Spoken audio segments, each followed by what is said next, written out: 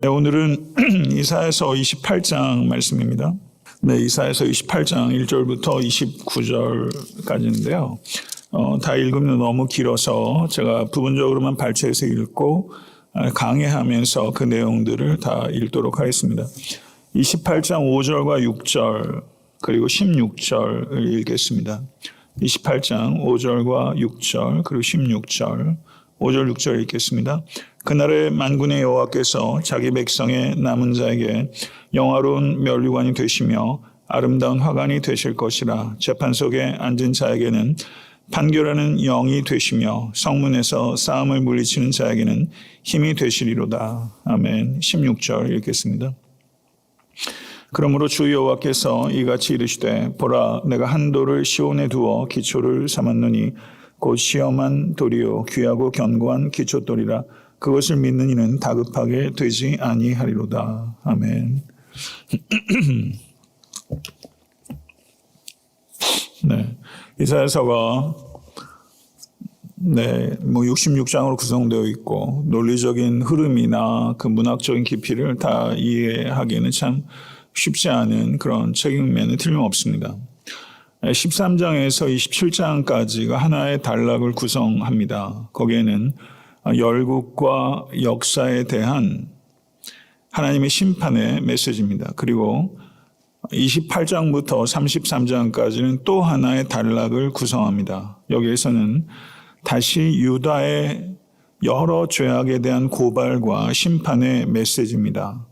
그래서 1장부터 12장에서 다뤘던 내용들이 여기에서 다시 반복돼서 심화돼서 언급되는 부분이다. 이렇게 이해할 수 있을 것입니다. 하나님 대신 열방을 신뢰하는 것의 어리석음을 다시 언급합니다. 아수르의 위협이 전방위적으로 가중되면서 유다의 정책 결정권자들은 점점 애굽과 동맹을 맺는 쪽으로 기울어져 가고 있었습니다. 이사야는 애굽과의 동맹은 전혀 믿을 만하지 못하다는 것을 거듭해서 강조합니다. 신실하신 하나님 대신에 변덕스러운 이 땅에 애굽을 의지하는 것이 참으로 어리석은 일입니다. 그러나 여러분과 저 역시 얼마나 어리석게 이와 같은 행동들을 반복하는지 모르겠습니다. 하나님을 의지하지 않고 애굽을 의지하거나 아수르를 의지하는 인간적인 방법과 지혜를 의지해서 당면한 문제들을 해결하려고 하는 모습이 사실 우리들의 모습인 것이죠. 그런데 유다의 지도층들은 자신들의 결정, 곧 애굽과의 동맹을 의지하려고 하는 그런 결정이 나라와 민족에 가져오게 될 종국적인 파국은 도외시하고 오직 자신들의 특권과 권력에만 관심을 가지고 있습니다. 이것은 현대 모든 대부분의 정치인들이 가지고 있는 태도라고 생각합니다. 나라와 민족이 궁극적인 이 정책 결정이 가져올 결과에 대해서는 도외시하고 당장 눈앞에 있는 자신의 사리사욕, 당리당략, 권력과 특권에 연연해서 많은 거짓말들로 또 국민들을 호도하고 하는 일들이 정치인들 사이에 굉장히 만연한 것을 우리는 봅니다. 어제 오늘 일이 아니죠. 이 단락은 6가지 화에 대한 예언의 말씀들입니다.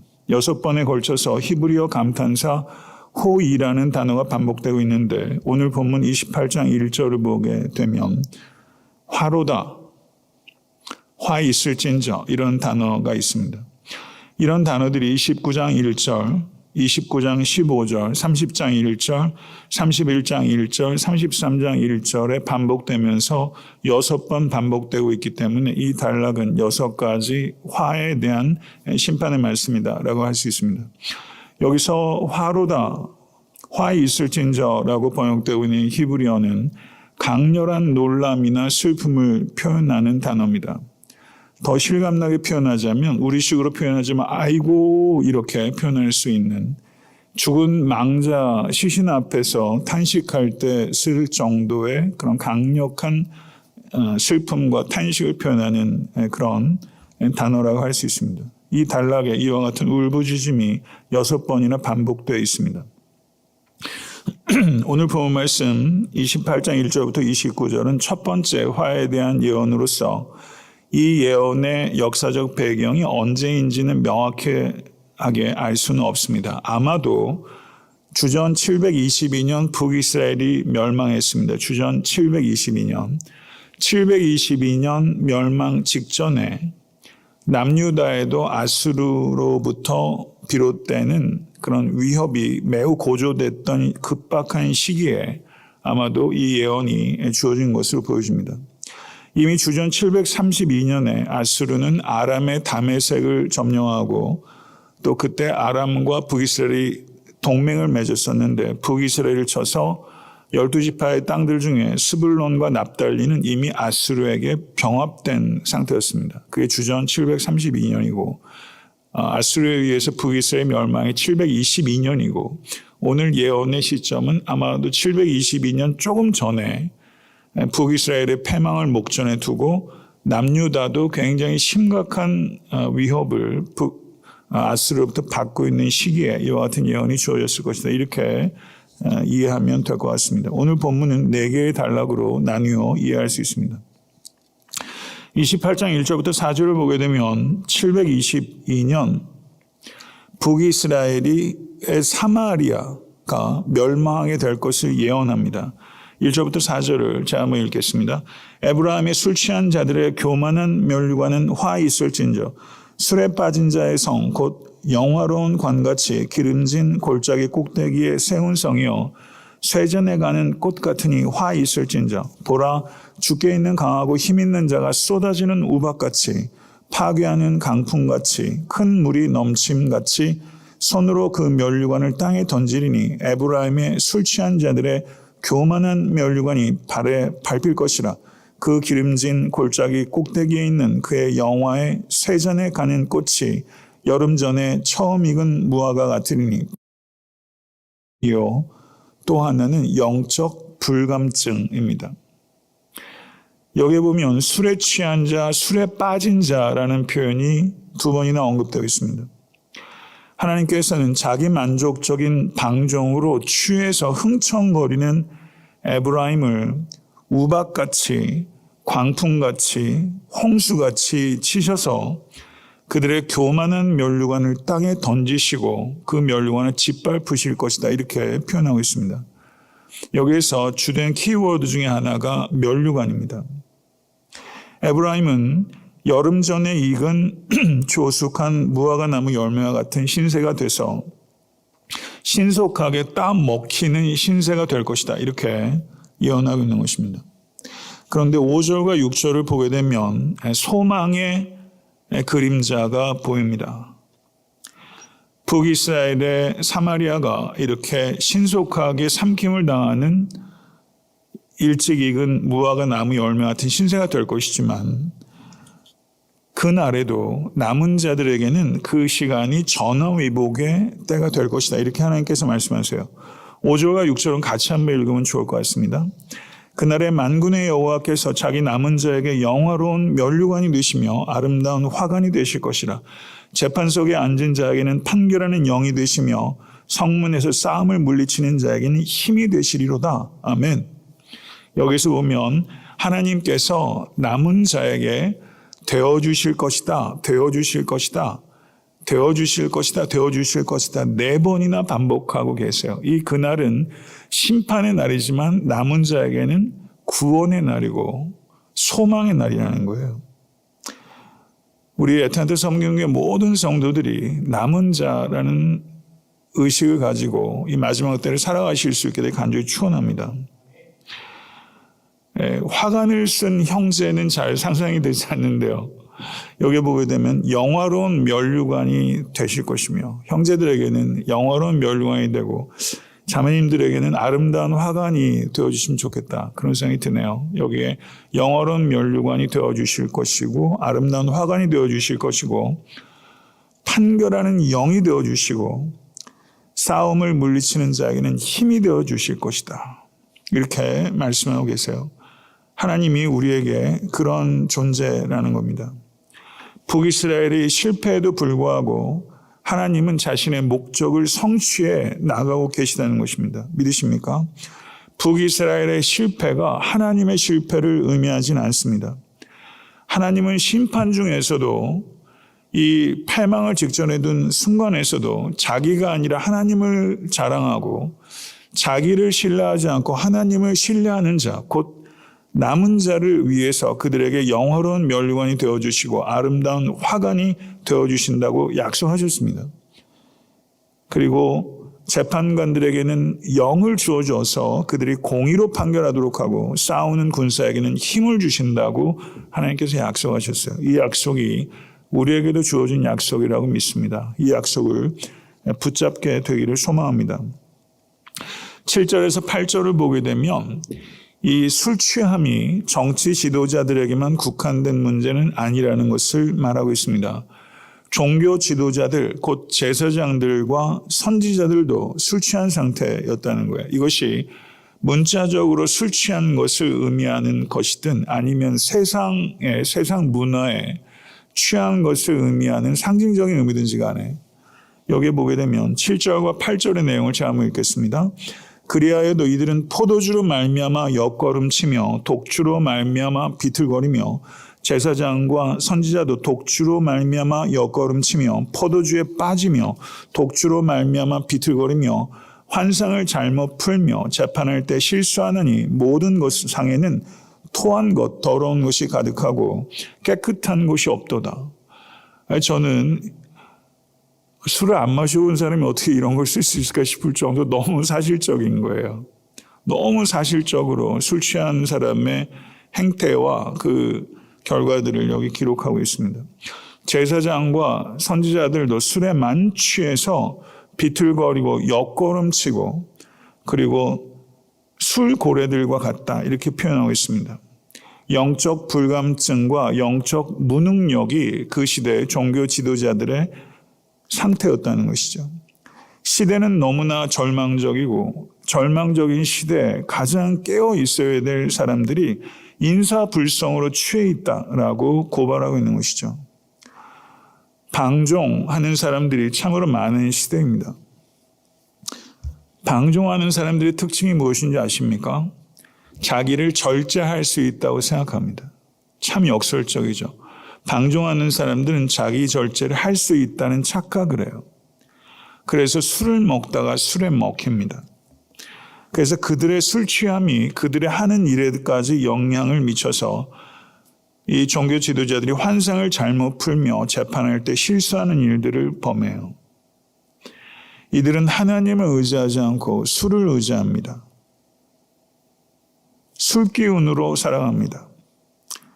이사야는 모든 상에 토한 것이 가득하다라고 말하면서 얼마나 역겨운 시대상인지를 아주 적나라하고 사실적인 언어로 표현합니다. 지금 이 시대에도 교계의 지도자들이 개워낸 토악질들이 한국교회 곳곳을 오염시키고 있다 생각합니다. 그것이 일반화시켜서 얘기하는 것은 문제가 있지만 분명히 매우 심각한 경고음이, 파열음이 들리고 있는 것은 분명해 보입니다. 이럴 때일수록 우리가 깨어있는 성도와 목회자 될 수 있게 되기를 간절히 바라고 또 젊은 목회자들이 또 시대를 탓하지 않고 더욱더 책임감 있는 예언자적인 사역을 잘 감당할 수 있게 되기를 간절히 소망하고 있는 자리에서 충성된 일꾼이 될 수 있게 되기를 간절히 소망합니다. 9절부터 10절을 보게 되면 참 예언자를 향한 거짓 종교 지도자들의 조롱을 표현합니다. 이 이사야의 예언, 심판 예언에 대해서 이 종교 지도자들이 회개하기는커녕 자기를 정당화하려고 이사야를 거칠게 조롱합니다.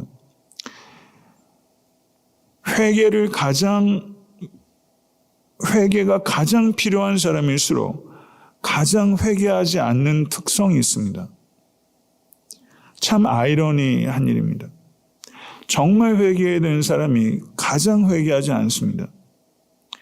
그래서 이 사람들이 오히려 회개하라는 이사야를 어떻게 조롱하는가 9절부터 10절의 말씀을 한번 보겠습니다. 그들이 이르기를 그가 누구에게 지식을 가르치며 누구에게 도를 전하여 깨닫게 하려는가 젖떨어져 품을 떠난 자들에게 하려는가? 대저 경계에 경계를 더하며 경계에 경계를 더하며 교훈에 교훈을 더하며 교훈에 교훈을 더하되 여기서도 조금 저기서도 조금 하는구나 하는도다. 무슨 말인지 잘 모르겠더라고요. 저도 이 책 저 책을 읽어봐도 이게 무슨 말인지 잘, 그래서 간신히 생각하고 생각해서 좀 이해를 하는 거예요. 10절의 말씀, 대저 경계에 경계를 더하며 경계에 경계를 더하며 교훈에 교훈을 더하며 교훈에 교훈을 더하되, 이거는 100번 읽어도 무슨 뜻인지 모를 거예요. 근데 이걸 히브리어로 보면 차브 라차브 차브 라차브 카브 라카브 카브 라카브 저에르 삼 저에르 삼, 간장 공장 공장장 뭐 거의 그 정도 느낌인 거예요. 가가 가갸 거겨 고교 구규 뭐 이런 거죠. 우리를 어린이 취급하냐는 거예요. 회개하라는 이사야의 메시지에 가가거교를 내 앞에서 읊조리냐는 겁니다. 차브라차브 차브랍차브 하냐는 거예요. 유진 피터슨 목사님의 메시지 성경, 저도 이렇게 가끔 읽는데요. 상당히 의역이 많이 된 번역인데 도움이 되는 부분이 있어요. 그 메시지 성경을 보면 이렇게 번역했습니다. 그래? 대체 네가 뭔데 우리를 가르치려 하느냐? 대체 네가 뭔데 어른 행세냐? 우리가 젖먹이도 아닌데 왜 애한테 말하듯이 이거 저거 착하지 우리 꼬마 말하느냐. 번역 너무 재밌죠. 개역 개정과 얼마나 큰 차이예요. 근데 이해가 되잖아요. 왜 애한테 말하듯이 이야기하느냐. 이사야 네가 뭔데 어른 행세냐 라고 말하면서 종교 지도자들이 이사야가 말하는 내용들이 너무 유치하고 너무 단순하고 너무 반복적이고 너무 지루하다. 가장 회개해야 되는 사람이 가장 회개하지 않아요.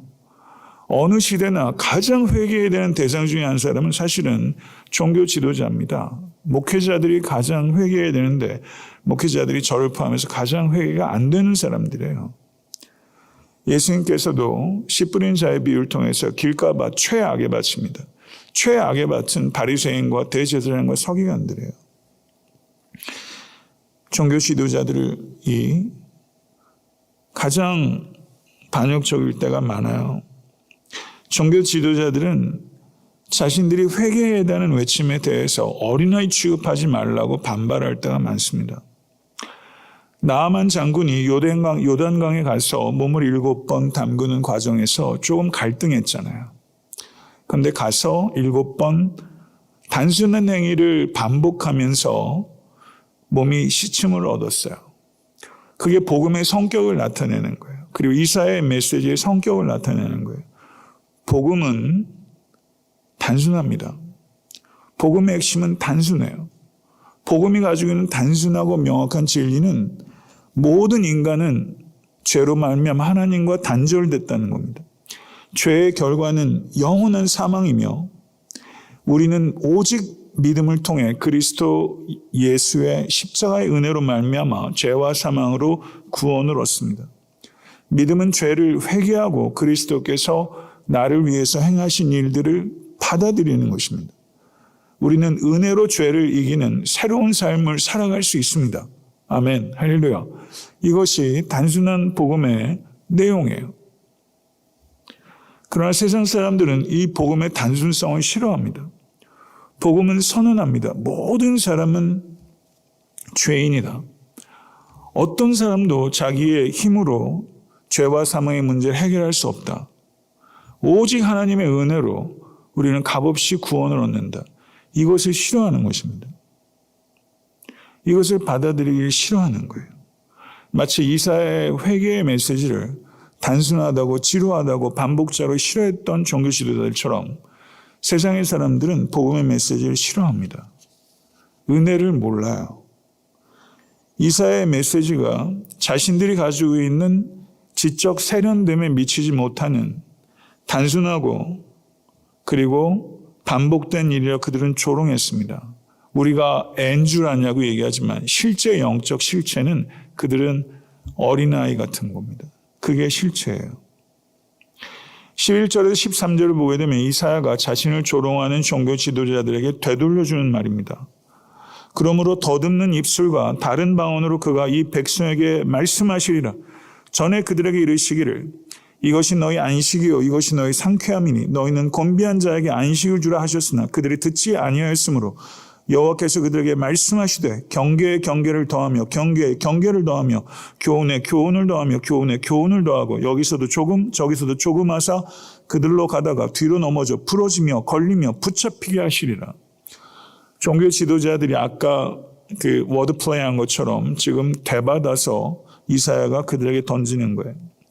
간단히 내용을 이야기하면 참 예언자인 이사야를 통해서 주신 하나님의 말씀을 어린아이에게 하는 말과 같이 유치하고 단순하다고 거부했으므로 하나님께서는 이제 이방의 채찍과 막대기를 통해서 듣게 될 것이다. 차브, 라차브, 차브, 라차브, 카브 이런 말들이 있는 것처럼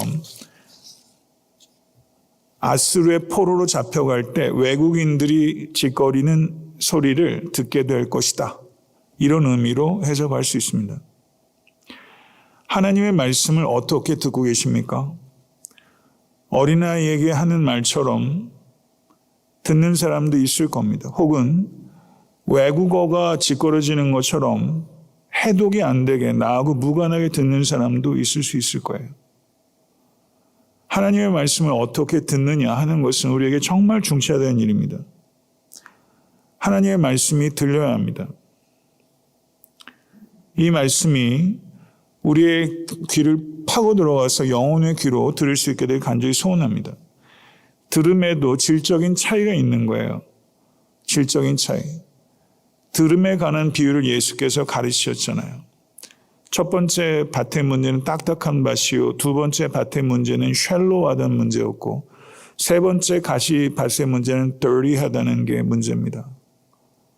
딱딱하고 hard하고 쉘로우하고 dirty한 게 잘 듣지 못해요. 그러므로 우리의 마음이 soft하고 우리의 마음이 deep하고 우리의 마음이 clean할 때 우리가 잘 들려요. 잘 들을 수 있기를 원합니다. 저 역시 제가 잘 들어야 하나님 말씀이 여러분에게 잘 전달할 수 있으니까 우리는 성경을 눈으로 읽지만 성경을 사실은 듣는 것입니다. 제가 성경을 잘 들어야 여러분께 제가 하고 싶은 이야기가 아니라 하나님께서 하라고 하시는 말씀을 잘 전할 수 있는 것이죠. 여러분들께서도 듣는 귀가 계속적으로 발전할 수 있게 되길 바라고 들음은 순종하는 게 휘프 아쿠에라는 단어예요. 아래에서 듣다. 순종하는 것은 아래에서 듣는 거예요. 아쿠오가 listen to 이런 뜻입니다. 순종하는 자가 더 잘 들어요. 순종해야 들려요. 들어야 순종할 수 있고 순종하는 자는 또 더 잘 들어요. 여러분과 제가 단순하게 성경을 이해하기도 어렵지만 성경을 깊이 이해하고 또 그렇게 살아내는 이런 선순환들이 우리의 삶 가운데 여러분과 저의 삶 가운데 경험될 수 있게 되기를 간절히 소망합니다. 14절에서는 초점이 남유다의 지도자를 향합니다. 지금 1절부터 13절은 북이스라엘 에브라임, 사마리아, 북이스라엘의 지도자와 북이스라엘의 멸망에 대한 예언이었다면 이제 이사야는 남유다를 향해요. 남유다의 통치자들과 종교 지도자들도 북이스라엘의 지도자들 못지않게 취하고 더 눈멀었다는 겁니다. 그래서 남유다의 지도자들이요 북이스라엘의 지도자들에게 선포한 말씀을 너희도 들으라. 만약에 듣지 못하면 예루살렘의 운명은 사마리아의 운명과 같이 될 것이다. 지금 722년에 북이스라엘이 멸망하고 586년에 남유다가 멸망합니다. 이사야는 740년에 부르심을 받아서 약 701년, 700년 정도까지 쓰임을 받았어요. 그러니까 이사야는 북이스라엘이 멸망한 걸 본 사람이고 남유다의 멸망을 내다보고 있는 사람이에요. 그래서 예루살렘의 운명과 사마리아의 운명을 이렇게 같이 보고 있는 상황이죠. 14절부터 이어진 내용 제가 읽겠습니다. 이러므로 예루살렘에 있는 이 백성을 다스리는 너희 오만한 자여 여호와의 말씀을 들을지어다. 너희가 말하기를 우리는 사망과 언약하였고 수월과 맹약하였은즉 넘치는 재앙이 밀려올지라도 우리에게 미치지 못하리니 우리는 거짓을 우리의 피난처로 삼았고 허위 아래 우리를 숨겼음이라 하는도다. 이게 무슨 말이냐면 애굽과 동맹을 맺는 예루살렘 지도자들이 그 동맹 관계가 아수르로부터 자기를 지킬 거라고 생각해요. 그런데 아수르하고 조약을 맺으면서 사망과 언약했다라고 말하진 않을 거 아닙니까? 애굽과 동맹을 맺은 것을 이사야는 사망과 언약했다. 이건 이사야의 해석인 거죠. 이 말 자체가 유다의 지도자가 한 말이 아니라 그들이 한 행동에 대한 이사야의 평가, 하나님의 평가라고 볼 수 있습니다. 애굽과의 조약이 유다의 지도자들은 자신들의 그리고 나라의 생명을 보장해 줄 것이라고 생각했지만 사실은 죽음을 가져다 주는 것입니다. 하나님보다 동맹이 나를 보호할 것이라고 생각하는 것, 이것이 남유다의 문제의 핵심이에요. 하나님이 우리의 궁극적인 피난처요, 안식처인 것을 믿습니다. 믿으십니까?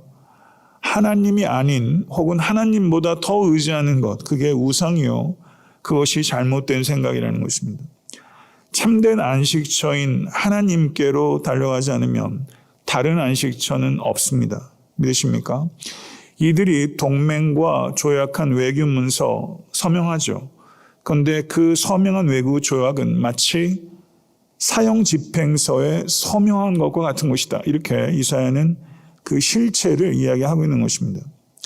여호와 하나님을 의뢰하는 것 외에는 살 길이 없다라고 이사야는 선언하고 있는 것이죠. 이 믿음을 우리가 놓칠 때가 얼마나 많은지요. 죽음과의 맹약, 애굽과의 동맹에 대한 하나님의 평가가 16절부터 19절에 기록되어 있습니다. 그러므로 주 여호와께서 이같이 이르시되 보라 내가 한 돌을 시온에 두어 기초를 삼았노니 곧 시험한 돌이요 귀하고 견고한 기초돌이라.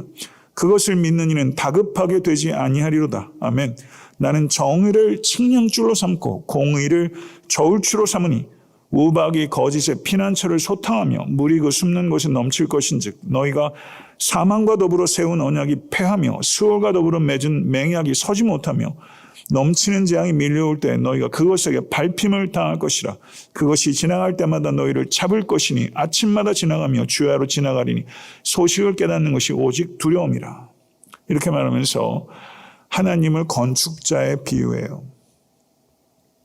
하나님께서는 폭풍으로부터 백성들을 보호할 수 없는 거짓된 피난처와는 상반된 진정한 피난처이십니다.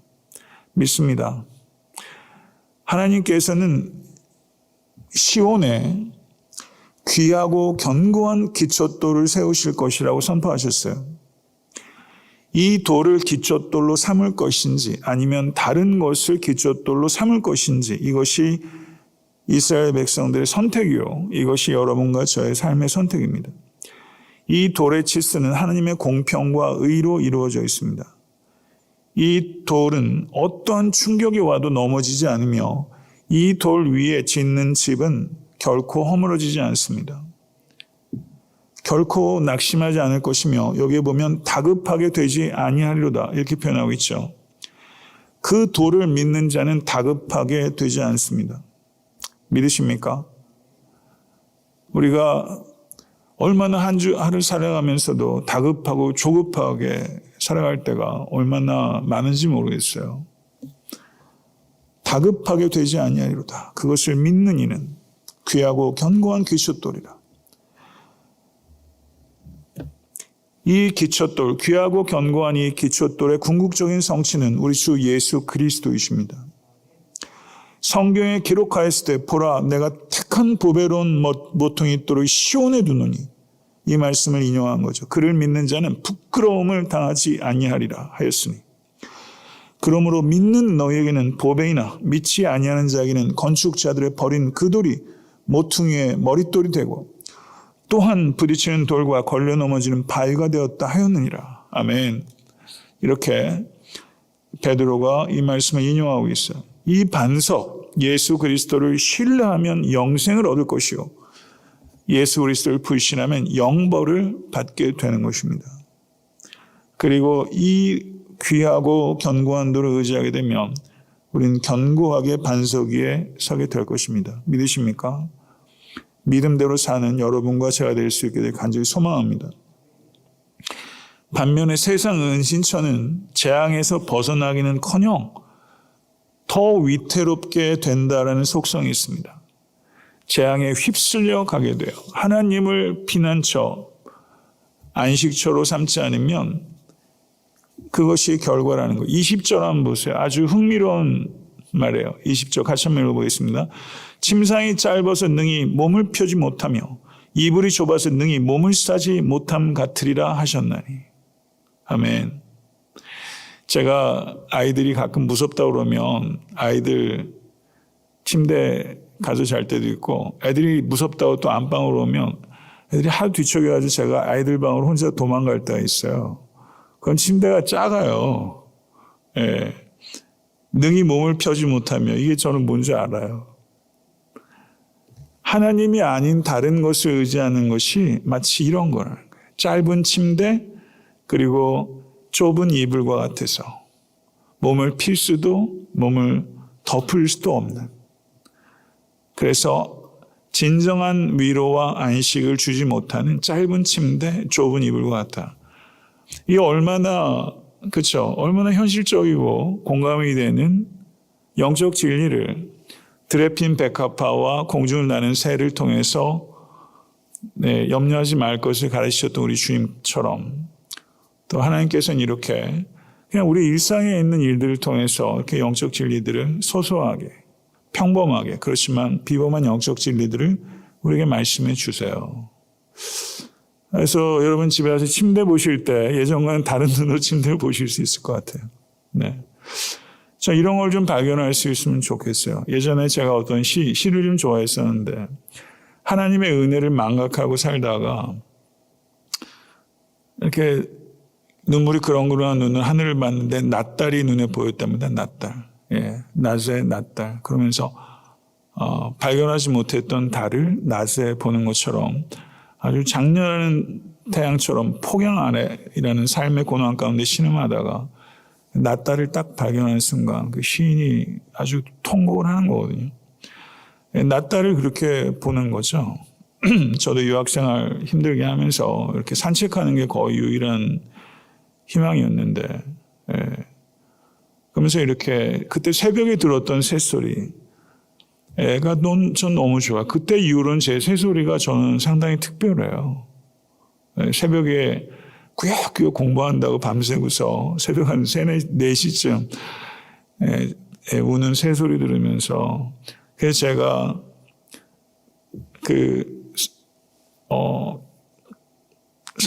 찬송가 갑자기 기억이 안 나는데 그 새와 같이 기쁘다 이런 찬양이 있거든요. 저는 그 찬양이 그래서 그때 이후로는 새도 좋아하게 되고 찬양도 그런 걸 좋아하게 되더라고요. 좀 제가 다른 얘기를 했습니다만은 침상, 짧은 침상, 좁은 이불을 통해서 또 하나님의 경륜을 발견하는 것처럼 우리의 삶의 이렇게 크고 작은 일상들 속에서 우리가 좀 하나님과 튜닝이 돼서 그런 일들 속에서 하나님을 발견하고 그런 감격들이 좀 있었으면 좋겠어요. 오만한 자들이 정말 두려워하는 것은 아수르가 아니라 하나님입니다. 근데 우리들은 아수르를 두려워해요. 우리가 정말 두려워해야 되는 것은 사실은 아수르가 아니에요. 하나님이에요. 이런 두려움, 이 두려움만이 경건한 두려움이요. 이 두려움만이 있어야 되는 두려움이에요. 하나님께서 자기 백성의 가혹한 심판을 내리는 것, 이거 하나님의 고통입니다. 하나님께서 다윗 시대의 블레셋과 싸우신 것처럼 여호수아 시대의 가나안 족속을 공격한 것처럼 하나님께서 내 백성을 치시겠다라고 말씀하셨어요. 이게 얼마나 하나님께 고통을 가했겠습니까? 그리고 하나님께서는 예수를 치셨죠. 예수를 치셨어요. 그래서 십자가 위에서 하나님은 하나님과 싸우셨다 이렇게 표현할 수 있습니다. 23절에서 29절을 보게 되면 영적 세계에 인과율, 인과 법칙이 있다는 것을 표현해요. 인과 율이 있습니다. 세상에는 자연 질서도 있고 도덕 질서도 있고 영적 질서도 있어요. 창조주 하나님께서 다 새겨 놓으셨어요. 이 인과 율이라는 게 있습니다. 궁극적으로 이루어지는 심은대로 거두는 건 궁극적으로 사실이에요. 믿으십니까? 근데 이것이 무시될 때는 결국은 재앙을 겪어요. 그래서 이 인과 율에 대해서 깨닫도록 하기 위해서 하나님께서는 이사야를 통해서 농사를 통해서 신뢰를 주세요. 24절부터 29절의 내용을 한번 읽겠습니다. 파종하려고 가는 자가 어찌 쉬지 않고 갈기만 하겠느냐. 자기 땅을 개간하며 고르게만 하겠느냐. 지면을 이미 평평히 하였으면 소의 양을 뿌리며 대의 양을 뿌리며 소맥을 줄줄이 심으며 대맥을 정한 곳에 심으며 귀리를 그 가에 심지 아니하겠느냐.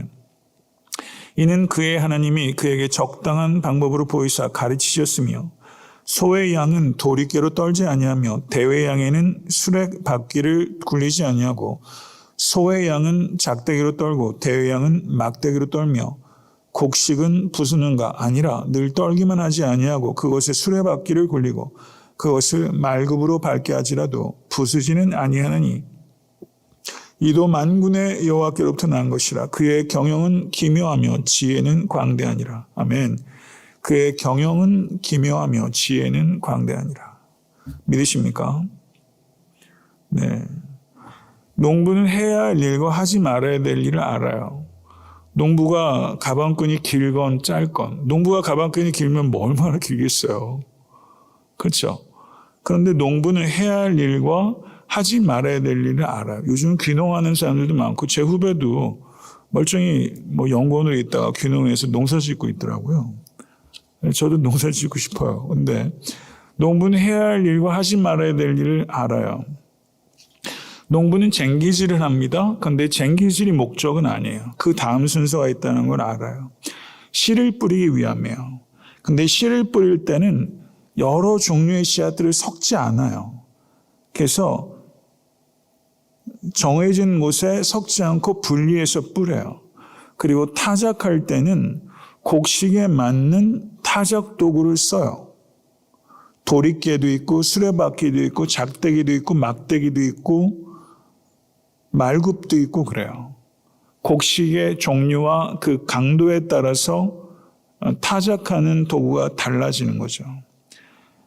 타작하는 목적은 알곡을 부수는 것이 아니라 그게 목적이 아닙니다. 이게 농부들의 세계예요. 농부들은 지혜롭게 농작물을 재배하고 수확합니다. 하나님께서는 마찬가지로 하나님은 앞에서는 하나님을 건축자로 묘사했다면 여기서는 하나님은 농부로 묘사하는 거예요. 하나님은 지혜로운 농부십니다. 하나님은 지혜와 질서와 때에 따라서 농사를 하시는 하나님이세요. 밭고랑을 가는 때가 있고 파종하는 때가 있고 추수하는 때가 있듯이 하나님께서 때에 따라서 나를 향하여 역사를 향하여 하나님께서 일하고 계심을 믿습니다. 믿으십니까? 지혜로운 농부가 추수 시에 곡식을 부수지 않도록 얼마나 조심스럽게 타작하는지 모릅니다. 이스라엘을 하나님께서 아수르를 통해서 그리고 바벨론을 통해서 심판하시지만 그 심판의 목적 자체가 곡식을 으깨는 게 아니에요.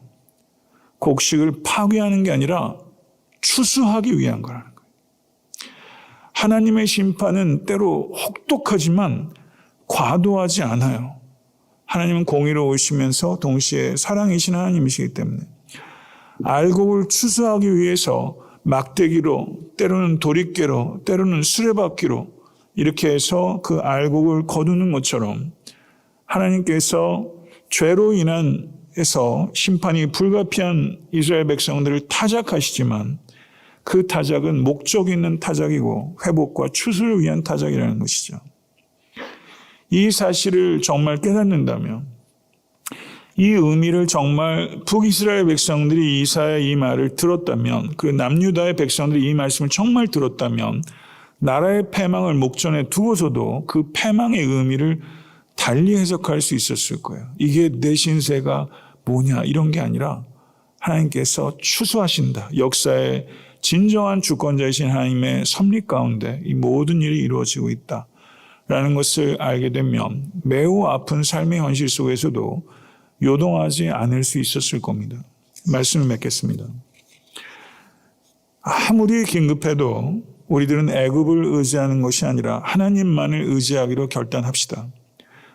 국가 지도자들이 자신들의 권력과 특권에 집착해서 나라와 민족이 경험하게 될 파국은 아랑곳하지 않고 어리석은 통치행위를 하는 사람들이 얼마나 많은지 몰라요. 부디 이 땅의 지도자들이 정말 자신의 이익을 위해서가 아니라 국익을 위해, 그리고 바라기는 믿는 자라면 하나님의 나라를 위해서 통치행위를 할 수 있도록 우리가 기도하고 또한 감시해야 한다고 저는 생각합니다. 자기 기만과 자기 만족에 행여나 취하지 마시고 여러분과 저는 오직 그리스도의 영에 사로잡혀야 될 줄로 믿습니다. 교만과 영적 불감증 같이 연동하는 겁니다. 교만한 자는 영적으로 불감증이 있어요. 겸손한 자는 영적으로 예민한 것입니다. 이것을 버려야 합니다. 하나님께서 자신을 의지하지 않고 하나님을 의지하는 여러분들에게 영화로운 면류관과 아름다운 화관이 되어 주실 것입니다. 믿으십니까? 그리고 지혜와 힘을 주셔서 내가 해야 될 일들을 잘 감당할 수 있도록 하나님께서 능력을 부어주실 것을 확신합니다. 영적 지도자가 타락하면 가장 썩은 내가 진동합니다. 영적 지도자의 영성을 위해서, 그리고 여러분들이 저와 우리 교회 목회자들을 위해서, 그리고 이 땅의 목회자들을 위해서 여러분들에게는 기도해야 될 책임이 있어요. 받아들이시겠습니까? 정말 회개해야 되는 사람이 가장 회개하지 않는 사람일 때가 많고, 가장 회개하지 않는 사람이 자기 자신일 때가 많아요. 이것에 대해서 우리가 경각심을 갖게 되기를 원합니다. 복음은 단순하고 명확하고 강력합니다. 믿으십니까? 이 복음의 이 능력을 진실로 신뢰하고 복음의 능력 예수 그리스도의 십자가입니다. 이것을 선포하는 여러분과 제가 될 수 있게 되기를 간절히 소원합니다. 하나님은 건축자이십니다. 귀하고 견고한 기초돌로 예수 그리스도를 이 땅에 놓으셨어요. 이 돌을 의지하면 그 인생은 반석 위에 서게 될 것이고, 이 돌을 버리면 홍수에 휩쓸려 내려가게 될 것입니다. 하나님은 지혜로운 농부십니다. 믿으십니까? 하나님께서 심으시고 그리고 추수하실 거예요. 지혜로운 농부의 솜씨를 전적으로 의지하시고 삶을 주님께 의탁하시는 여러분과 제가 될 수 있게 되기를 우리 예수 그리스도는 간절히 축원합니다.